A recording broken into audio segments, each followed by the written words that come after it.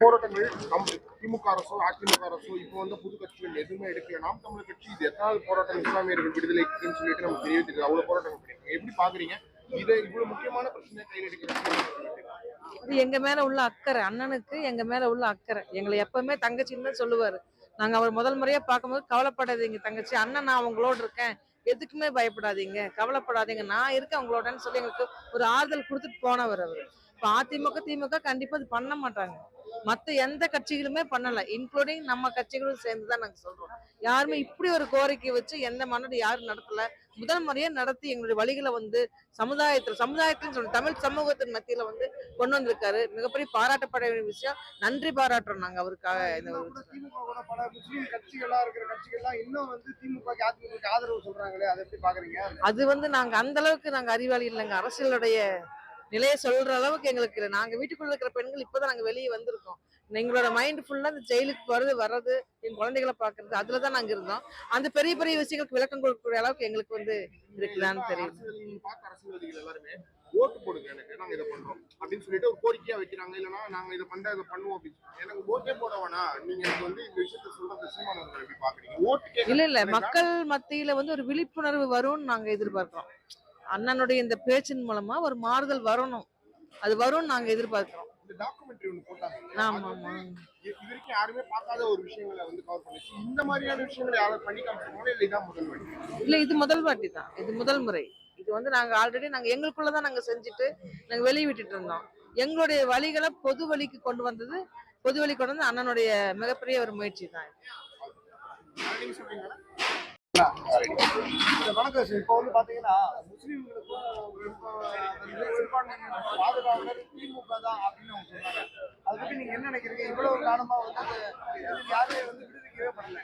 தேர்தல் நேரம் வர்ற நேரம் மட்டும் நான் விடுவிக்கணும் அப்படின்னு சொல்றாங்க. அதை பத்தி என்ன நினைக்கிறீங்க? யார் உண்மையான உங்களுக்கு இந்த விடுதலை வாங்கி தருவாங்க நம்புறீங்க?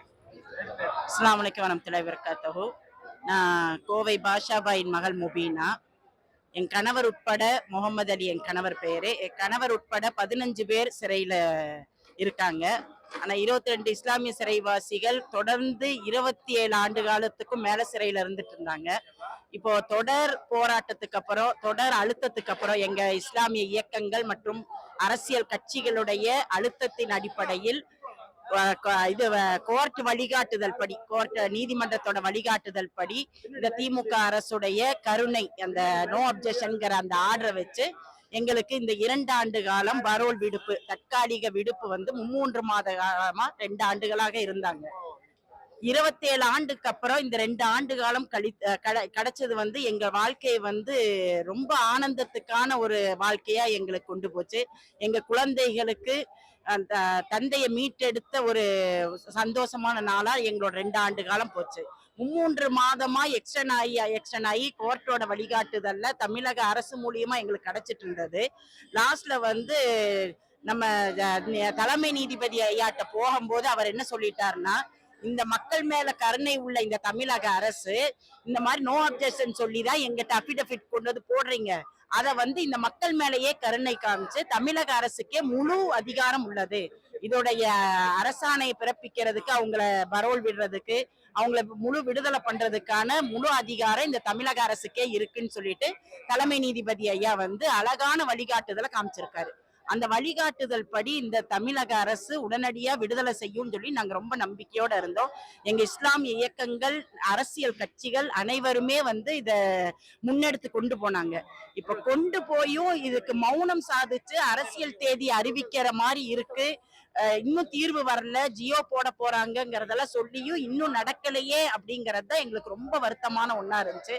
இந்த சிறைவாசி குடும்பங்களுடைய வழிகளையும் இந்த இதை வந்து நம்ம சீமானண்ண வந்து ஒரு ஆவணப்படமா திறன்கிற அந்த ஆவணப்படத்தை எங்க குடும்பங்களுடைய வழிகளையும் நாங்கள் 28 ஆண்டு காலம் நாங்கள் சுமந்து எங்கள் குழந்தைகளை இந்த சமுதாயத்துல போராடி வளர்த்த அந்த வேதனைகளையும், எங்களுடைய தாய் தகப்பன்கள் இருந்தும் அந்த தாய் தகப்பனோட இறப்பு கூட பார்க்க முடியாம அவங்களும் வயோதிகமானதையும் ஆவணப்படம் மூலியமா மக்கள் மத்தியில பெரு எழுச்சியை ஏற்படுத்தி காமிச்சிருக்காரு.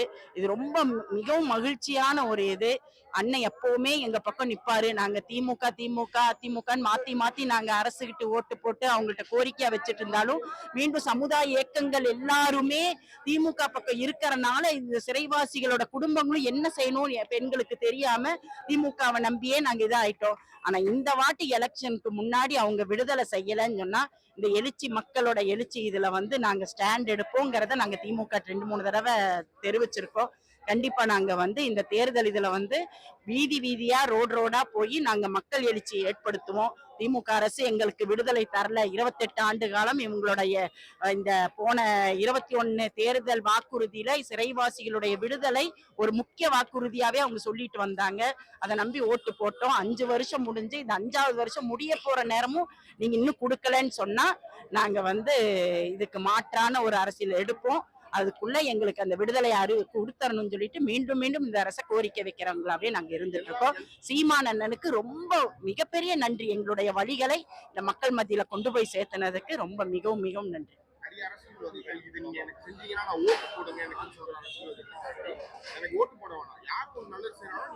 அதனாலதான் அவரை சகோதரராவே நாங்க ஏத்திருக்கோம். அவங்களை எல்லாத்தையுமே நாங்க ஒரு அரசியல் தலைவரா முதலமைச்சரா தான் பாக்குறோம். நாங்க சீமான் அண்ணனை வந்து எங்களோட சகோதரரா தான் பாக்குறோம். என் தந்தையோட இறப்புக்கு வந்து அவ்வளவு ஆறுதல் சொல்லி என்னுடைய அப்பா இறப்புக்கு நான் வந்திருக்கேன்னு சொன்னாரு. அத்தனை பேரும் அந்த பிஜேபி அவங்க எல்லாருமே எதிர்ப்பு காமிச்சாங்க. என்னுடைய அப்பாவோட இறப்புக்கு வந்திருக்கேன்னு சொல்லிட்டு நான் இங்க இவரை அரசியல் தலைவராவே பார்க்கல. நாங்க எங்களுடைய ஒரு சகோதரனா எங்களுடைய எல்லா வித வழிகளுக்கும் இவர் எங்களுக்கு நிவாரணம் கொடுப்ப நிப்பாருங்கிறதுல நாங்க உறுதியா நம்பிட்டு தான் இருக்கோம். அண்ணன் எங்களோட எப்பவும் பின்னாடி நிப்பாரு. நாங்களும் எங்க அண்ணன் கூட நிற்போம். கண்டிப்பா. வெளியே தெரியாத பொருளா இருந்தா இப்ப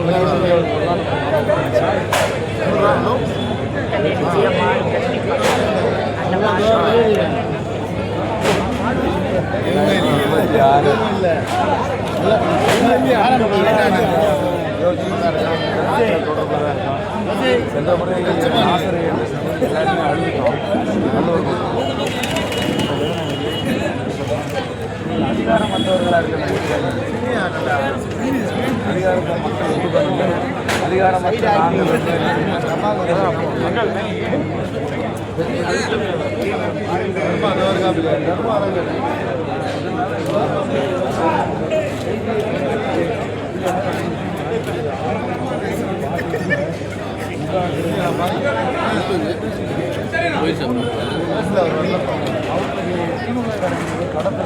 போராட்டங்கள் திமுக அரசோ அதிமுக அரசோ இப்போ வந்து புது கட்சிகள் எதுவுமே எடுக்கல. நாம் தமிழர் கட்சி இது எத்தனாவது போராட்டம் இஸ்லாமியர்கள் விடுதலைக்குன்னு சொல்லிட்டு நமக்கு தெரிவித்திருக்கு. அவ்வளவு போராட்டம் பண்ணிருக்கீங்க. எப்படி பாக்குறீங்க இதை இவ்வளவு முக்கியமான பிரச்சனை கையில் எடுக்கிறது? எங்க மேல உள்ள அக்கறை, அண்ணனுக்கு எங்க மேல உள்ள அக்கறை. எங்களை எப்பவுமே தங்கச்சின்னு தான் சொல்லுவாரு. நாங்க அவர் முதல் முறையா பார்க்கும்போது கவலைப்படாதீங்க தங்கச்சி, அண்ணன் நான் உங்களோட இருக்கேன், எதுக்குமே பயப்படாதீங்க, கவலைப்படாதீங்க, நான் இருக்கேன் உங்களோடன்னு சொல்லி எங்களுக்கு ஒரு ஆறுதல் கொடுத்துட்டு போனவர் அவர். இப்ப அதிமுக திமுக கண்டிப்பா அது பண்ண மாட்டாங்க. மத்த எந்த கட்சிகளுமே பண்ணல.